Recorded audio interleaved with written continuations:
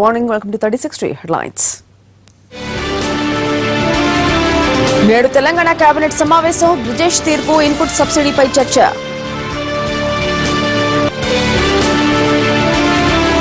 తీరు మారని నేతలకు బాబు వార్నింగ్. 2019 ఎన్నికల్లో టికెట్ ఇచ్చేది లేదన్న ఏపీ సీఎం.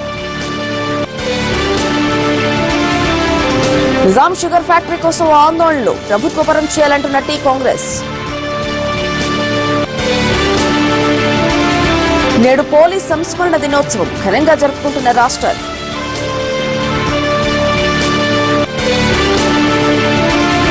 నవాజ్ చుట్టూ బిగుస్తున్న పనామా ఎపిసోడ్. నోటీసులు ఇచ్చిన పాకిస్తాన్ సుప్రీంకోర్టు.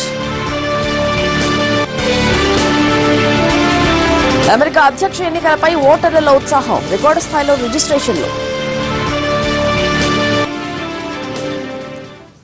తెలంగాణ మంత్రివర్గం ఈ రోజు మధ్యాహ్నం 2 గంటలకు సమావేశం కానుంది. కృష్ణా జిల్లాల పంపిణీకి సంబంధించి బ్రిజేష్ కుమార్ ట్రిబ్యునల్ తీర్పుపై ప్రధానంగా చర్చించనుంది. కృష్ణా జిల్లాల పంపిణీలో తెలంగాణకు అన్యాయం జరిగిందని ఆరోపిస్తున్న ప్రభుత్వం భవిష్యత్తు కార్యాచరణపై ఓ నిర్ణయం తీసుకునుంది. కృష్ణా నీళ్లు 4 రాష్ట్రాలకు పంచేలా కేంద్రంపై ఒత్తిడి పెంచడంతో పాటు సుప్రీంకు వెళ్లాలనే యోచనలో ఉంది సర్కార్. అలాగే కొత్త జిల్లాల పేర్లు ఖరారైన కేబినెట్ భేటీలో నిర్ణయం తీసుకుంటారు.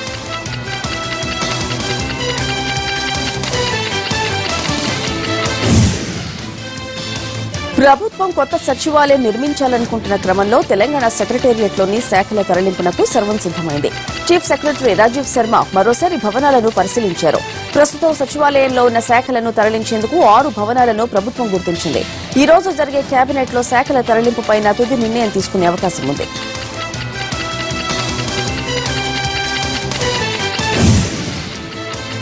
తెలంగాణ కాంగ్రెస్ దూకుడు పెంచుతోంది. రోజుకో అంశంతో సర్కారుపై పోరుకు సిద్దమవుతోంది.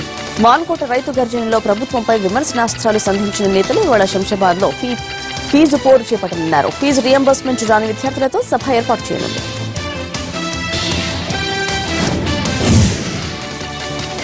తెలంగాణలో పట్టు పెంచుకునేందుకు బీజేపీ ప్రయత్నాలు ముమ్మరం చేసింది. ఇవాళ హైదరాబాద్ లో పార్టీ కోర్ కమిటీ సమావేశం కానుంది. సమావేశానికి బీజేపీ జాతీయ ప్రధాన కార్యదర్శి శివప్రకాష్ హాజరు కానున్నారు. తెలంగాణలో పార్టీ బలోపేతం, ప్రభుత్వంపై ఒత్తిడి పెంచేలా ప్రజా సమస్యలపై పోరాటాలు చేయడం, భవిష్యత్తు కార్యాచరణ వంటి అంశాలపై చర్చించనున్నారు. గవర్నర్ నరసింహన్ ఈ రోజు విజయవాడలో పర్యటించనున్నారు. పోలీస్ అమరవీరుల సంస్మరణ దినోత్సవ కార్యక్రమంలో ఆయన పాల్గొంటారు. అనంతరం సీఎంతో ప్రత్యేకంగా సమావేశమవుతారు. వెలగపూడిలో తాత్కాలిక సచివాలయాన్ని గవర్నర్ సందర్శించే అవకాశం ఉంది. విశాఖ జిల్లా సబ్బవరం మండలం వంగలిలో పెట్రోలియం విశ్వవిద్యాలయానికి భూమి పూజ చేశారు ఏపీ సీఎం చంద్రబాబు నాయుడు. అనంతరం వంగలిలో నైపుణ్యాభివృద్ది కేంద్రాన్ని ప్రారంభించారు. కేంద్ర మంత్రులు వెంకయ్యనాయుడు, ధర్మేంద్ర ప్రధాన్, అశోక్ గజపతిరాజు ఈ శంకుస్థాపన కార్యక్రమానికి హాజరయ్యారు. కేంద్రం సహాయంతో ఆంధ్రప్రదేశ్ వెలుగుల ప్రదేశ్ గా మారిందన్నారు వెంకయ్య. 1,20,000 కోట్ల పెట్టుబడులు వస్తే ఈ ప్రాంత ముఖచిత్రం మారిపోతుందన్నారు. విశాఖ నుంచి రాజమండ్రి వరకు పెట్రో కారిడార్ ఏర్పాటు చేస్తామన్నారు సీఎం చంద్రబాబు.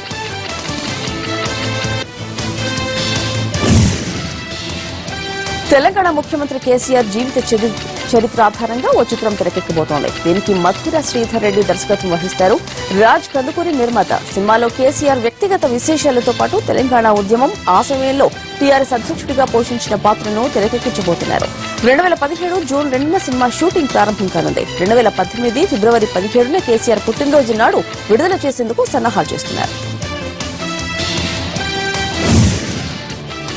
తెలంగాణ ముఖ్యమంత్రి కొత్త క్యాంపు కార్యాలయం సిద్దమైంది. మరికొన్ని రోజుల్లో సీఎం కేసీఆర్ ఈ కార్యాలయంలోకి వెళ్లబోతున్నారు. ముఖ్యమంత్రి నివాసంతో పాటు అనేక విధాలుగా ఉపయోగపడే విధంగా భవనాన్ని నిర్మించారు.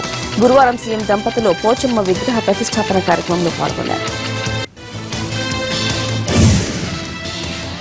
దగా కుట్రకు టీఆర్ఎస్ మారు పేరంటూ ధ్వజమెత్తారు టీ కాంగ్రెస్ నేతలు. రైతులకు రుణమాఫీ చేసేందుకు కేసీఆర్ కు చేతులు రావడం లేదని, విలాసవంతమైన భవనాలు కట్టుకోవడానికి, కాంట్రాక్టర్లకు ఇవ్వడానికి మాత్రం కోట్లకు కోట్లు ఉన్నాయని విమర్శించారు.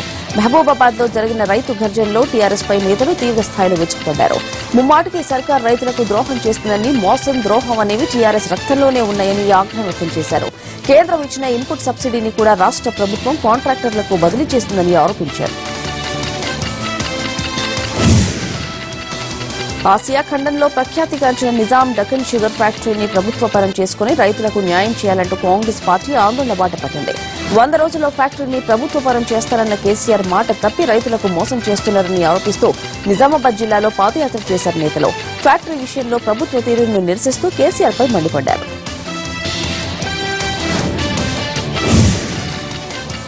సిపిఎం తెలంగాణ కార్యదర్శి తమ్మినేని వీరభద్రం చేపట్టిన మహాజన పాదయాత్ర రంగారెడ్డి జిల్లాలో కొనసాగుతోంది. యాచారం మండలం పాదయాత్ర పూర్తి చేసుకుని మంచాల మండలంలోకి ప్రవేశించిన తమ్మినేని పేద ప్రజలు భూ సమస్యలను ప్రధానంగా ప్రస్తావించారు.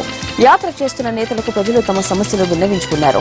డబుల్ బెడ్రూమ్ ఇళ్లు, రేషన్ కార్డులతో పాటు తాగు, సాగునీటి సమస్యలపై ప్రజలు ఫిర్యాదులు చేస్తున్నారు. ఎస్సీ ఎస్టీలకు భూములు ఇవ్వకుంటే ఎర్ర జెండాలు పాతి పెంచి పెడతామని ఆ సందర్భంగా హెచ్చరించారు తమ్మినేని. రేపు ఇబ్రహీంపట్నం మండలంలోకి ప్రవేశిస్తోంది తమ్మినేని యాత్ర.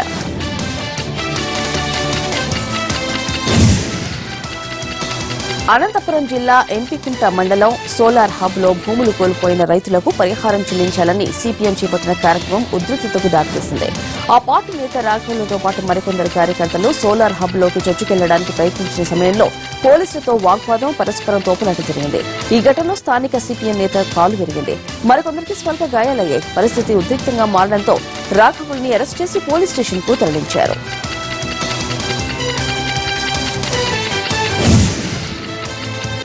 అనంతపురంలో డీఆర్సీ సమావేశం రచ్చరచ్చగా సాగింది. అధికార విపక్ష పార్టీల నేతల మధ్య మాటల యుద్దం కొనసాగింది.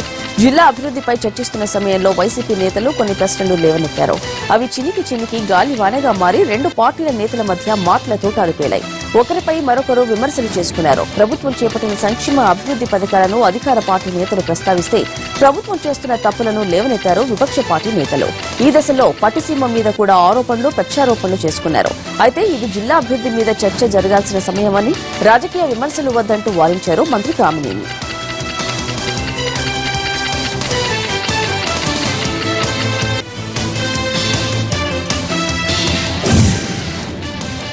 లో షార్ట్ బ్రేక్ తీసుకుందాం. Back to news. కరీంనగర్ జిల్లాలో దారుణం జరిగింది. ఎల్ఎంజీ కాలనీలోని లక్ష్మీ నరసింహస్వామి ఆలయంలో పెద్దలకు తెలియకుండా ప్రేమ వివాహం చేసుకుంటున్న సమయంలో యువతి బంధువులు దాడికి దిగారు. ప్రియుడి గొంతు కోశారు. దీంతో అతను అక్కడికక్కడే మృతి చెందాడు. వెంటనే సమాచారం అందుకున్న పోలీసులు ఈ ఘటనపై పూజారితో పాటు స్థానికుల్ని అడిగి వివరాలు సేకరించారు.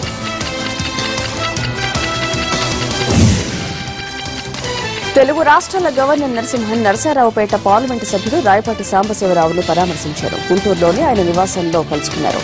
కొద్ది కాలం కిందట ఎంపీ సతీమణి మృతి చెందారు. సతీ వియోగంతో ఉన్న రాయపాటితో గవర్నర్ కొద్దిసేపు మాట్లాడారు.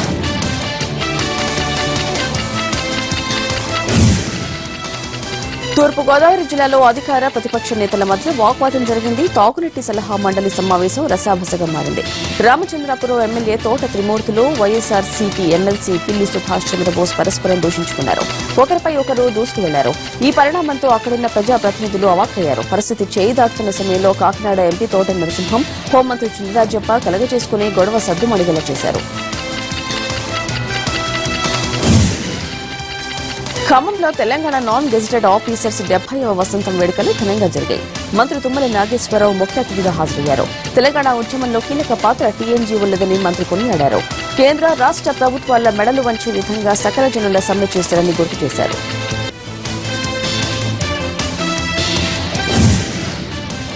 హైదరాబాద్ జుండిగల్ పీఎస్ పరిధిలో దారుణం జరిగింది. సూరారంలో కాలనీలో ఉన్న గవర్నమెంట్ స్కూల్లో విద్యార్థిని హెడ్ మాస్టర్ దారుణంగా కొట్టింది.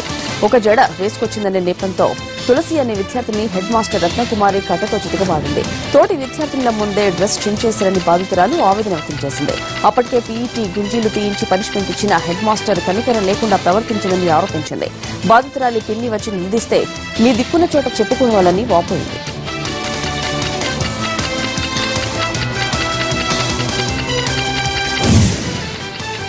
పశ్చిమ గోదావరి జిల్లా పాలకొల్లులో జరుగుతున్న మహాకుంభాభిషేకం కార్యక్రమానికి స్వామి పరిపూర్ణానంద హాజరయ్యారు. పంచారామాల్లో ఒకటైన పాలకొల్లు శ్రీ క్షీర రామలింగేశ్వర దేవాలయంలో మహాకుంభాభిషేకం పాటు పలు పూజా కార్యక్రమంలో ఆయన పాల్గొన్నారు.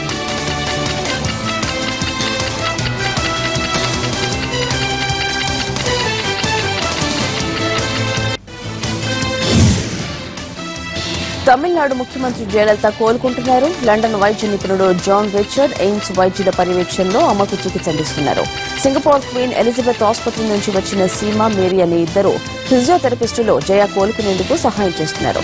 ప్రస్తుతం వెంటిలేటర్ లేకుండా జయ శ్వాస తీసుకుంటున్నారని ఆసుపత్రి వర్గాలు చెబుతున్నాయి. దీపావళికి ముందే జయలలితను డిశ్చార్జ్ చేసే అవకాశం ఉన్నట్టు తెలుస్తోంది.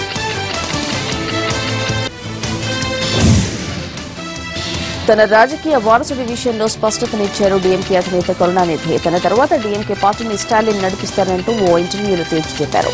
అయితే ఇప్పట్లో తాను రిటైర్ అవ్వడం లేదని, తన తదనంతరమే పార్టీ పగ్గాలు స్టాలిన్ కు అందుతాయని చెప్పారు. స్వయం కృషి, కష్టపడే తత్వంతోనే స్టాలిన్ డీఎంకేలో అత్యున్నత స్థాయికి ఎదిగాడని కరుణానిధి కితాబిచ్చారు.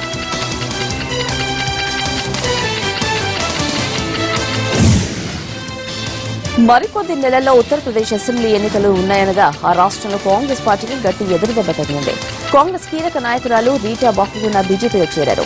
బీజేపీ జాతీయ అధ్యక్షుడు అమిత్ షా సమక్షంలో ఆమె కమల తీర్థం పుచ్చుకున్నారు. 24 ఏళ్లుగా కాంగ్రెస్ లోనే ఉన్నానన్న రీటా బహుగుణ దేశ ప్రయోజనాల కోసమే బీజేపీలో చేరారని స్పష్టం చేశారు.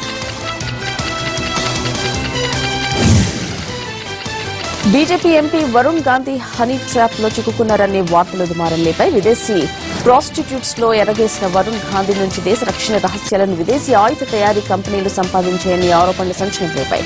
అమెరికాకు చెందిన ఎడ్మండ్స్ ఎలెన్ అనే న్యాయవాది సెప్టెంబర్ 16న ఈ విషయంపై పీఎంఓకు ఫిర్యాదు చేశారు. వివాదాస్పద ఆయుధ వ్యాపారి అభిషేక్ వర్మ ఈ వ్యవహారంలో ఉన్నాడని లేఖలో పేర్కొన్నాడు. పార్లమెంటరీ రక్షణ కమిటీ సభ్యుడిగా వరుణ్ గాంధీకి కొంత సమాచారం తెలియడంతో అతన్ని టార్గెట్ చేశారని లేఖ సారాంశం. అయితే ఈ ఆరోపణలను వరుణ్ గాంధీ కొట్టివేశారు. దీన్ని కేవలం రాజకీయ కుట్రగా ఆయన అభివర్ణించారు. ఢిల్లీ జేఎన్యూలో మళ్లీ ఉద్రిక్తత చోటు చేసుకుంది. 5 రోజుల క్రితం నజీబ్ అనే స్టూడెంట్ అదృశ్యంపై విద్యార్థులు చేపట్టిన ఆందోళనతో యూనివర్సిటీ అట్టుడికిపోయింది.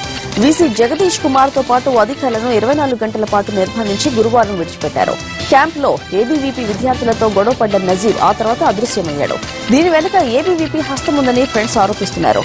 నజీబ్ ఆచూకీ కనుక్కోవడానికి తీవ్రంగా ప్రయత్నిస్తున్నట్లు వీసీ తెలిపారు. అయినప్పటికీ నిర్బంధించడంపై చట్టరీత్యా చర్యలు తీసుకుంటామని హెచ్చరించారు. కారు ఓవర్టేక్ చేశాడనే కోపంతో వాహనదారుణ్ణి కాల్చి చంపిన కేసులో బీహార్ ఎమ్మెల్సీ రాఖీ యాదవ్ కు బెయిల్ మంజూరైంది. ఈ కేసులో సరైన ఆధారాలు పోలీసులు చూపించకపోవడంతో రాఖీ యాదవ్ కు పాట్నా హైకోర్టు బెయిల్ ఇచ్చింది. అయితే రాఖీ యాదవ్ కు బెయిల్ ఇవ్వడాన్ని సవాల్ చేస్తూ సుప్రీంకోర్టులో పిటిషన్ దాఖలు చేయాలని నిర్ణయించింది బీహార్ ప్రభుత్వం. ఎలాంటి భద్రతా ప్రమాణాలు లేకుండా ఆసుపత్రిని నిర్మించి 20 మంది మృతికి కారణమైన భువనేశ్వర్ ఎస్యూఎం ఆసుపత్రి యజమాని నాయక్ ను కోర్టులో హాజరుపరిచారు పోలీసులు. ఆసుపత్రిలో అగ్ని ప్రమాదం జరిగినప్పటి నుంచి పరారీలో ఉన్న నాయక్ గురువారం పోలీసుల ఎదుట లొంగిపోయాడు. జమ్మూలోని రియాసీ జిల్లాలో ఘోర ప్రమాదం జరిగింది. వేగంగా వెళుతున్న బస్సు అదుపు తప్పి లోయలో పడిపోయింది. ఈ ఘటనలో 22 మంది మృతి చెందినట్లు జమ్మూ కాశ్మీర్ మంత్రి అజయ్ నందా తెలిపారు. క్షతగాత్రులను అంబులెన్స్ లో ఆసుపత్రికి తరలించి చికిత్స చేస్తున్నారు. బాణాసంచా తయారీకి ప్రపంచవ్యాప్తంగా పేరు పొందిన శివకాశిలో భారీ అగ్ని ప్రమాదం జరిగింది. బాణాసంచా నిల్వ చేసే ఓ గోడౌన్ లో మంటలు చెలరేగాయి. ఈ ప్రమాదంలో 8 మంది అక్కడికక్కడే సజీవ దహనమయ్యారు. మరో 10 మంది తీవ్రంగా గాయపడ్డారు. గాయపడ్డ వారిలో 6 పరిస్థితి విషమంగా ఉంది. ప్రమాదం జరిగిన సమయంలో 30 మంది కార్మికులు ఉన్నట్లు తెలుస్తోంది. అగ్ని ప్రమాదంలో 2 లారీలు, 20 వరకు ద్విచక్ర వాహనాలు కూడా దగ్ధమయ్యాయి. ఘటనా స్థలిలో గోడౌన్ పక్కనే ఒక ప్రైవేటు ఆసుపత్రికి మంటలు చెలరేగడంతో అందులో చికిత్స పొందుతున్న రోగుల్ని వేరే ఆసుపత్రికి తరలించారు. ఏడాది పొడవునా తయారు చేసిన బాణాసంచాను శివకాశి వారు ప్రాంతాల్లోని గోడౌన్లో నిల్వ చేస్తుంటారు. అయితే ఏ మాత్రం అజాగ్రత్తగా ఉన్న ప్రమాదాలు జరుగుతుంటాయి. ఇప్పుడు కూడా అదే జరిగింది.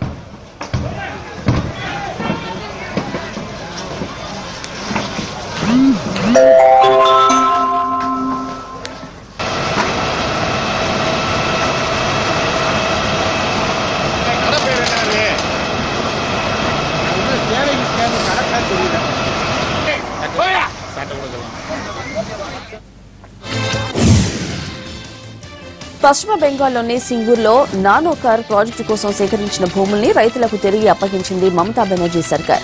10 ఏళ్ల క్రితం హుబ్లీ జిల్లాలో నానో కార్ ప్రాజెక్టు కోసం లెఫ్ట్ ప్రభుత్వం బలవంతంగా భూములు సేకరించింది. వివాదం, ఘర్షణలు చెలరేగడంతో బాధిత రైతులకు తృణమూల్ కాంగ్రెస్ పార్టీ అండగా నిలబడింది. ఆ తర్వాత జరిగిన వరుస పరిణామాలతో నానో ప్రాజెక్టు గుజరాత్ తరలిపోయింది. ఇటీవల కోర్టు ఈ విషయంలో తుది తీర్పు వెల్లడించింది. భూముల్ని రైతులకు అప్పగించాలంటూ ఆదేశించింది. దీంతో మమతా ప్రభుత్వం భూముల్ని రీసర్వే చేయించి రైతులకు తిరిగి అప్పగించింది. ఢిల్లీ జూ పార్క్ తాత్కాలికంగా మూతపడింది. ఇటీవల జూలో చనిపోయిన 8 పక్షులకు బర్డ్ ఫ్లూ సోకిందని నిర్ధారణ కావడంతో అధికారులు ఈ నిర్ణయం తీసుకున్నారు. వారం రోజుల్లో పార్కులో 18 పక్షులు చనిపోయాయి. మృత్యువాత పడిన పక్షులను ఎవరూ తాకవద్దని అధికారులు హెచ్చరించారు.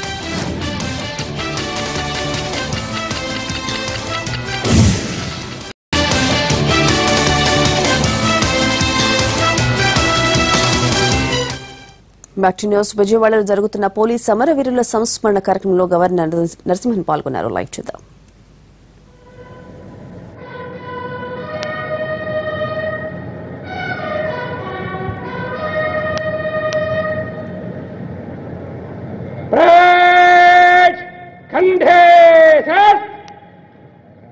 Hands down, please. పోలీస్ అమరవీరులకు వినమ్రపూర్వకంగా శ్రద్ధాంజలి ఘటించి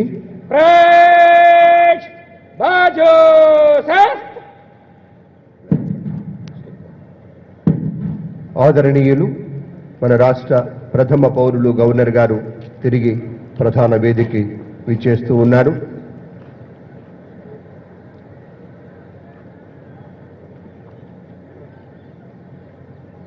పోలీస్ అమరవీరుల సంక్షేమం కోసం ఫ్లాగ్ ఫండ్ అనేటువంటిది ఉంటుంది. దానికి తమ విరాళాన్ని అందజేస్తారు. ఇప్పుడు గవర్నర్ గారు ఆ స్టిక్కర్ వారికి అందించడం జరుగుతుంది.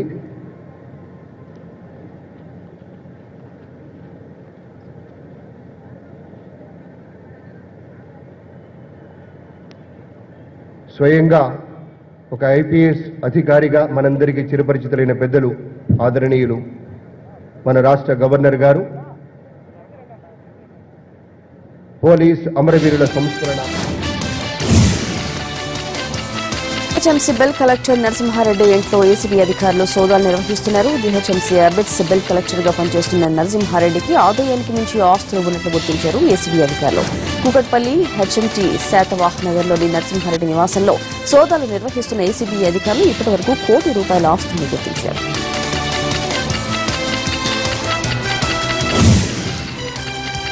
పనామా పేపర్స్ కుంభకోణంలో పాక్ ప్రధాని నవాజ్ షరీఫ్ తో పాటు పలువురికి పాక్ సుప్రీంకోర్టు నోటీసులు పంపింది.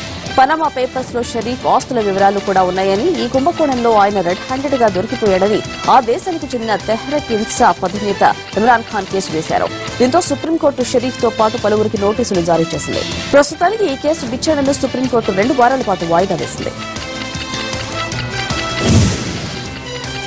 అమెరికా అధ్యక్ష ఎన్నికల్లో గెలుపు హిలరీదేనంటూ పలు సర్వేలు తేల్చి చెబుతున్నాయి. గురువారం 3వ డిబేట్ ముగిశాక హిలరీ స్పష్టమైన ఆధిక్యం సంపాదించారని సర్వేలో తేలింది. మరోవైపు అధ్యక్ష ఎన్నికల్లో ఓటు వేసేందుకు ప్రజల్లో ఆసక్తి కనబడుతోంది. అమెరికా ఎన్నికల చరిత్రలో ఎన్నడూ లేని విధంగా 20 కోట్ల మంది ఓటర్లు రిజిస్టర్ చేసుకున్నారు. కొత్తగా రిజిస్టర్ చేసుకున్న ఓటర్ల మద్దతు తమకే దక్కుతుందని డెమోక్రాట్లు ఆశాభావంతో ఉన్నారు. దేశంలోనే అత్యంత సంపన్నుడిగా నిలిచారు బిజినెస్ మ్యాగ్నెట్ ముఖేష్ అంబానీ. భారత్లో అత్యంత సంపన్నుల పేర్లతో కూడిన జాబితాను ఫోర్బ్స్ విడుదల చేసింది. $22.7 బిలియన్ ఈ లిస్టులో ముఖేష్ అంబానీ మొదటి స్థానాన్ని ఆక్రమించారు. ఫోర్బ్స్ లెక్కల ప్రకారం ముఖేష్ ఆస్తుల విలువ $1.5 కోట్లు. ఇది ఈస్టోనియా దేశ జీడీపీతో సమానం. ఇక జాబితాలో $16.9 బిలియన్ సన్ ఫార్మా అధినేత దిలీప్ షాంక్వీ 2వ స్థానంలో ఉండగా హిందూజా గ్రూప్ 4వ స్థానంలో నిలిచింది.